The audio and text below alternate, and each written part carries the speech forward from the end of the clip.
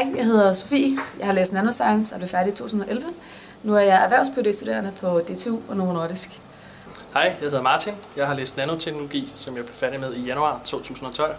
Og nu arbejder jeg for en lille forskningsvirksomhed, som hedder QuantumWise, hvor jeg er en del af udviklingsteamet, hvor vi specialiserer os i kvantesimuleringer og transport i nanosystemer. Mit navn er Anders, og jeg er ved at skrive Ph.D. i kvantefysik.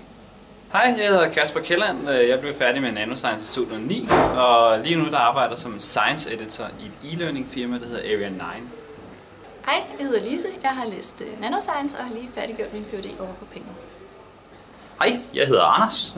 Jeg har læst nanoteknologi på årgangen 2003 og blev færdig med som kandidat i 2008 og har så lavet en erhvervs-PhD på Novo Nordisk, hvor jeg nu er ansat som forsker, hvor jeg arbejder med proteinkemi. Hej, jeg hedder Jonas. Jeg har læst nanoscience på KU og blev færdig i 2010. Nu er jeg i gang med en erhvervs-PhD ude på Lundbæk, hvor jeg arbejder med drug delivery.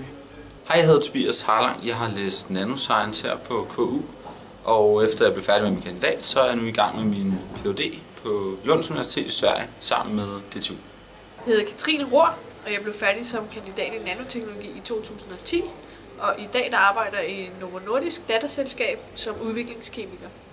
Hej, jeg hedder Esben. Jeg har læst nanoteknologi på KU, og i dag er jeg IPR-manager på Novo Science.